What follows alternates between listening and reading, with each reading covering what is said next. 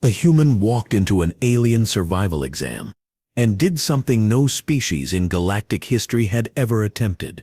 While every other candidate was running for their lives, this human stopped. He looked at the apex predator, hunting him, and he smiled. This isn't science fiction. This is what happened when humanity joined the Galactic Council's certification program. The exam was simple: survive on a hostile world for 30 days. Find food. Avoid the predators. Every species does the same thing. They hide. They scavenge. They barely make it out alive. But the truth behind what this human did will shock you. Here's what nobody expected. First, within 72 hours, the deadliest creature on that planet was following him around like a pet. Second, he wasn't just surviving anymore. He was thriving. And third, by day 15, he had opened a restaurant. Yes, you heard that right. A restaurant. On a death world. During a survival exam, the council had to rewrite their entire evaluation system. Other species started demanding to know his secret, and the predator. It became the galaxy's most unlikely business partner. This story reveals something fundamental about humans that terrifies and fascinates every alien civilization. It shows why Earth's most dangerous trait isn't our weapons or our wars. It's something far more subtle. Something we do without even thinking about it.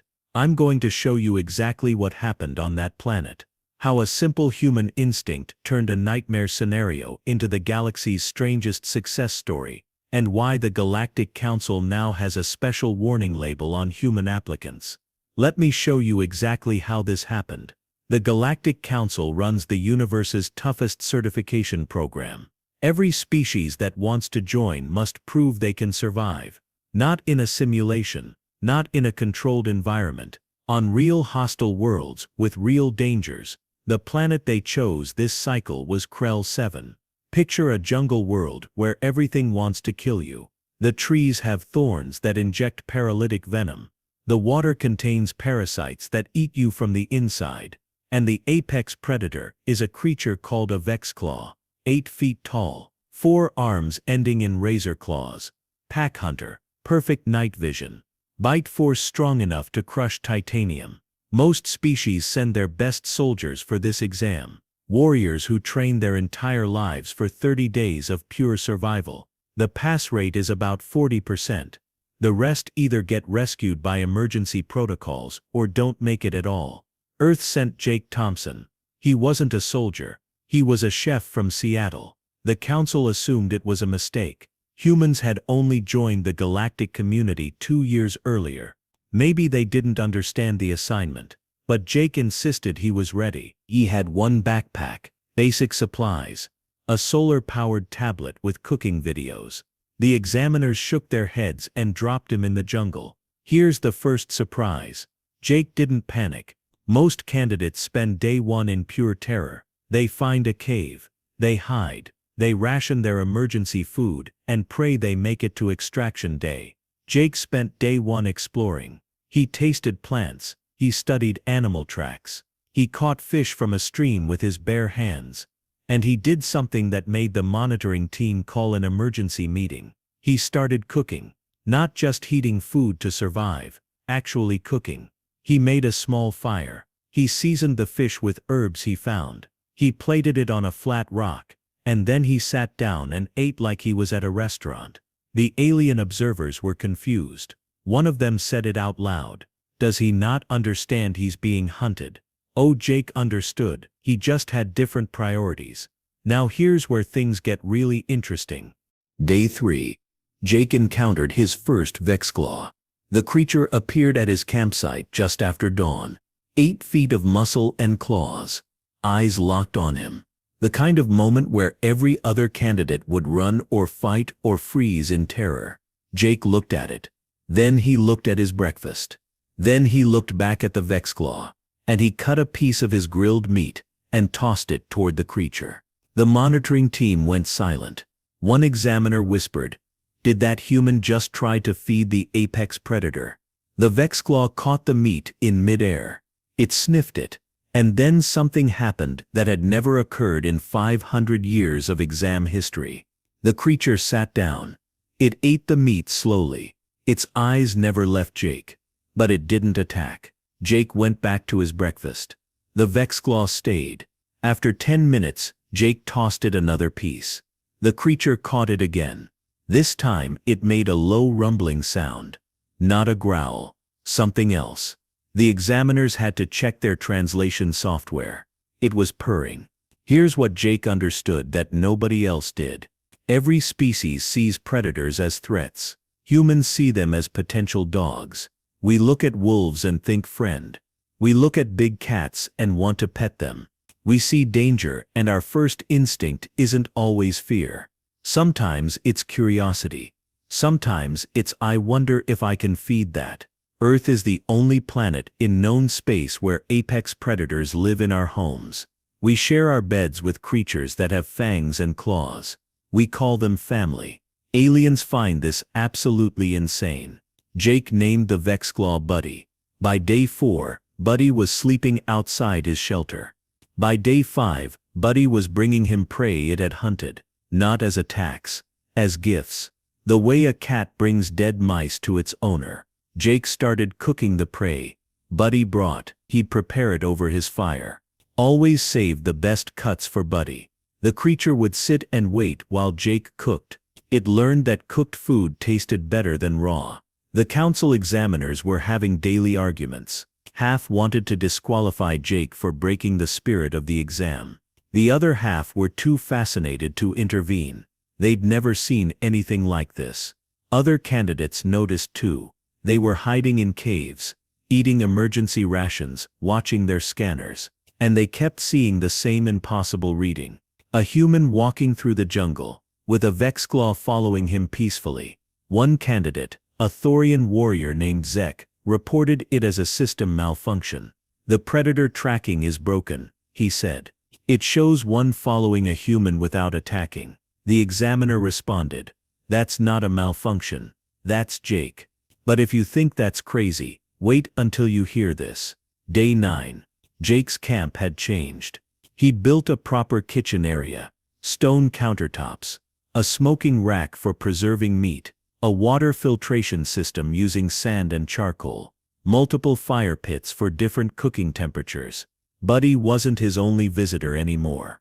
3 more Vexclaws had shown up. Jake fed them all. He learned their preferences. One liked food spicy with local peppers. Another preferred it plain. The third would only eat fish. The examiners realized something horrifying. Jake wasn't just surviving. He was establishing territory. And the Vexclaws were protecting it. When other predators approached Jake's camp, the Vexclaws drove them away. They were acting like guard dogs. This created a safe zone in the middle of the most dangerous part of the jungle. Other exam candidates started noticing. A Quillan scout named was the first to investigate. He was exhausted, down to his last food ration. He'd been running from predators for 8 days straight. He followed the smell of cooking food and found Jake's camp. Jake was grilling something over an open flame. 4 Vexclaws lounged around like house cats. Rax almost ran, but Jake waved at him. You hungry? Rax couldn't speak. He just stared. Jake walked over with a plate. Grilled meat, roasted vegetables, something that looked like bread made from ground seeds. Sit down, Jake said.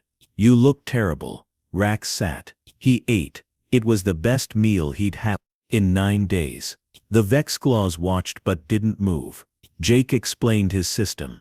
They're not aggressive if you don't act like prey. And they really like cooked food. I've been feeding them every day. Now they bring me ingredients. This was the moment the exam fundamentally broke. Rax went back to his shelter. He told the other candidates. By day 11, 5 more examinees had visited Jake's camp. He fed them all. The council called an emergency session. The exam rules said nothing about cooperation. Nothing about feeding other candidates. Nothing about domesticating the wildlife. Jake wasn't technically breaking any rules, but he was definitely breaking something. One examiner argued for immediate disqualification. This human is ruining the integrity of the test. Candidates are supposed to struggle. They're supposed to learn self-sufficiency through hardship. Another examiner countered. He is self-sufficient, more than any candidate we've ever seen. He's created a sustainable food system in 9 days. He's established peaceful relations with the deadliest predators on the planet. And he's providing aid to others without compromising his own survival. Isn't that exactly what we want in council members? The debate raged for hours. Meanwhile, Jake kept cooking. Word spread to every candidate on the planet. The humans' camp became legendary. A safe place, real food, no predators. Here's what the council missed at first. Jake wasn't just feeding people out of kindness. He was learning. Every species that visited his camp brought different knowledge. The Quillen taught him about edible fungi. A Draxan warrior showed him how to predict weather patterns. A Scythian trader explained which plants had medicinal properties. Jake was building something bigger than a survival strategy. He was building a community, and he was documenting everything on his tablet. Recipes, techniques, ingredient combinations. By day 12, he had created an entire cookbook of alien cuisine. Then he did something that made the council realize they'd completely underestimated him. This brings us to the most shocking discovery of all. Day 15. Jake hung a sign outside his camp, hand-carved from wood. It read, "Thompson's Galactic Kitchen, open daily." He'd opened a restaurant on a death world. During a survival exam, the menu was written on a flat stone: grilled krell fish with pepper sauce, smoked vex beast with root vegetables, jungle stew with 3 types of local game, and for dessert, something he called ember fruit cobbler, made from fruits Buddy had brought him. He charged nothing, but he asked for something specific: stories. Every visitor had to tell him about their homeworld's food, their culture's cooking traditions, what they missed most from home. Jake was creating the galaxy's first comprehensive cross-species cookbook, and the candidates were desperate to contribute. They'd been eating emergency rations for 2 weeks. Jake's food was the only real meal they'd had since the exam started. The Vexclaws became his staff. Buddy guarded the entrance. Another Vexclaw named Spike helped gather firewood. The one Jake called Princess kept other predators away from the perimeter. The fourth, Tiny, was the size of a small shuttle and mostly slept, but his presence alone scared away anything dangerous. By day 18, 23 out of 30 candidates had visited Thompson's Galactic Kitchen. Some came daily. They helped with prep work. They gathered ingredients. One Thorian warrior spent an entire day building Jake a better smoker because he missed the food from home so badly. The council faced an unprecedented decision. The exam had become something else entirely. It wasn't testing survival anymore. It was testing community building, resource management, cross-species cooperation, things the council desperately needed, but had never figured out how to evaluate. One senior examiner named Veloth made a proposal. Let it continue. Let's see what happens. This human has accidentally created something we've been trying to build for centuries. A place where different species cooperate without conflict, where resources are shared, where everyone contributes based on their abilities. The exam continued. Jake kept cooking. The restaurant became a neutral zone. Candidates who'd been competing against each other started working together. They shared information about dangerous areas. They warned each other about storm patterns. They formed hunting parties and brought back ingredients for Jake to cook. On day 23, something remarkable happened. A candidate got injured. A Scythian female named Lyra fell from a tree and broke her arm. The emergency extraction team prepared to pull her out. Exam over. Failed. But Buddy found her first. The Vexclaw didn't attack. It called out. 3 other candidates heard and came running. They carried Lyra to Jake's camp. Jake set her arm using techniques a Quillen doctor had taught him. They made a splint, fed her, kept her comfortable. Lyra passed the exam. She survived her 30 days. The injury didn't kill her,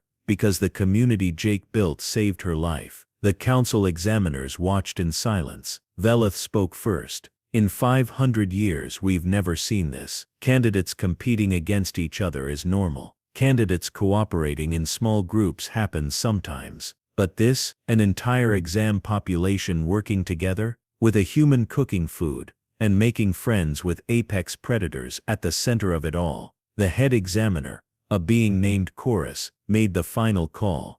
This human hasn't just passed the exam, he's revolutionized it, and we need to understand what that means. So what does all this mean for us today? The Council did something unprecedented. They sent anthropologists to Earth, not diplomats, not military observers, scientists who study behavior and culture. They needed to understand what Jake had done, and whether other humans could do it too. Their findings changed everything the galaxy thought it knew about Earth. Here's what they discovered. Humans don't just domesticate animals. We domesticate everything. We make friends with creatures that should kill us. We look at hostile environments and think this would be nice with some furniture. But it goes deeper. We have this weird instinct to feed others. Every human culture on Earth has some version of hospitality, sharing food with strangers, inviting people into our homes, celebrating together with meals. Aliens don't do this. Most species eat alone or only with immediate family. The concept of feeding someone you just met is bizarre to them. Jake had weaponized human hospitality. He turned a survival exam into a dinner party, and nobody could resist it. The Council discovered something else. Human cooking is unique in the galaxy. Most species eat for nutrition. They consume what they need and stop. Some species enjoy taste. But humans, we turned eating into art. We spend hours preparing food. We combine ingredients in ways that seem random, but create complex flavors. We care about presentation, temperature, texture. This matters because food breaks down barriers. Jake didn't convince 23 different species to cooperate through speeches or logic. He did it with grilled meat and roasted vegetables. He made them comfortable, fed them, and suddenly they weren't competitors anymore. They were guests. The Vexclaws situation revealed something even more significant. Humans see patterns in animal behavior that other species miss. We recognize emotional states in creatures that aren't like us. We can read a predator's body language and know whether it's hunting or just curious. Earth is the only planet where multiple species live together peacefully. Dogs, cats, horses, birds. We share our homes with dozens of different animals. Most alien species barely tolerate their own kind. The idea of having a different species living in your house is insane to them. But here's the scary part for the Council. This trait makes humans incredibly effective at what they call species integration. We can walk into a room full of aliens and start making friends immediately. We don't see differences as threats. We see them as interesting. Within 5 years of joining the Galactic Council, humans had established trade relationships with 70 species, more than any other species had managed in their first century. We threw parties, we shared food, we told stories, and suddenly everyone wanted to work with us. Jake's exam result forced the Council to create a new evaluation category. They called it social survival, the ability to turn hostile situations into cooperative ones. The ability to make allies instead of fighting enemies. The ability to see potential friends instead of threats. 20 years after Jake's exam, Thompson's Galactic Kitchen is real. Not on Krell 7, on the Council's main station. Jake runs it. Buddy works there. So do the other Vexclaws. It's the most popular restaurant in known space. Species that have been enemies for generations sit at the same tables, share meals, talk. The Council credits Jake's restaurant with preventing at least 4 wars. Something about sharing food makes species forget why they were angry, at least long enough to talk through their problems. And every new human who takes the certification exam, the Council watches them extra carefully now, because they never know what will domesticate next. Before we wrap up, there's one final thing you need to know. Jake wasn't special. That's the twist. Nobody expected. He was just a chef who liked cooking and feeding people. He didn't have military training. He wasn't a genius. He didn't study alien psychology. He just did what felt natural. The Council tested this. Over the next decade, they sent 50 more humans through the certification exam. Different backgrounds, different skills, different planets, They wanted to know if Jake was an anomaly, or if all humans were like this. The results terrified them. 47 out of 50 humans befriended something during their exam. Not all of them domesticated apex predators, but they all made some kind of ally. A human mechanic named Tony fixed a broken water system and had 6 candidates helping him within days. A teacher named Sarah started giving lessons on Earth culture and created a study group. A farmer named Chen built a greenhouse and grew food for everyone. 3 humans didn't follow this pattern. They competed, they isolated themselves. They barely survived. When researchers interviewed them afterward, all 3 said the same thing. They'd been trying to act like they thought aliens wanted them to act. They'd suppressed their natural human instincts, and it nearly got them killed. The lesson was clear: humans survive by cooperating, by building communities, by making friends out of enemies. This isn't weakness, it's our greatest strength, and it's why Earth went from unknown backwater planet to council leadership in less than a generation. Here's the final piece. The Galactic Council changed their exam because of Jake. Now it evaluates cooperation as highly as combat. It rewards candidates who help others. It looks for species that can build bridges instead of walls. 300 species have taken the new exam. Pass rates increased by 20%. Fewer deaths, more cooperation, and the council has become more stable than it's been in 1,000 years. All because a chef from Seattle decided to feed a hungry predator instead of running away. All because a human looked at a death world and thought this needs a restaurant. Buddy still works at Thompson's Galactic Kitchen. He's the head of security now. He has a salary, he has an apartment on the station, and every night after closing, Jake cooks him a special meal. Always the best cuts, always prepared with care, because that's what humans do. We turn predators into pets. We turn survival into community. We turn strangers into friends, and we do it with food and patience, and the absolute certainty that everything in the universe just wants to be understood. The galaxy is still figuring out what to do with us. We keep breaking their expectations. We keep making friends with things that should kill us. We keep building communities where they see competition. And honestly, they're starting to like it. If this opened your eyes to what humans really are, stay with me. Let's recap what you just learned. First, a human turned a survival exam into a restaurant by befriending apex predators. Second, this wasn't luck or special training. It was normal human behavior that aliens find impossible to understand. Third, this one act changed how the entire Galactic Council evaluates species and has potentially prevented multiple wars. But here's what really matters. This story isn't about Jake Thompson. It's about us. About what makes humans unique in a galaxy full of intelligent species. We cooperate instinctively. We see friends where others see threats. We share food and stories and build communities everywhere we go. This is happening right now. As Earth integrates more into galactic society, humans are becoming the glue that holds different species together. We're the ones throwing parties on space stations, opening restaurants on colony worlds, making friends with aliens that terrify everyone else. The Council has a saying now. If you want to survive, hire a warrior. If you want to thrive, hire a human. We're not the strongest species, we're not the smartest, we're not the fastest or toughest, but we're the ones who make everyone else want to work together, and that's worth more than any weapon. If this story changed how you think about humanity's place in the universe, hit that subscribe button. We're diving deep into human-alien interactions every week, the weird things we do that confuse other species, the ways we're changing galactic culture, the moments where human instinct clashes with alien logic. Drop a like if you'd eat at Thompson's Galactic Kitchen. I know I would.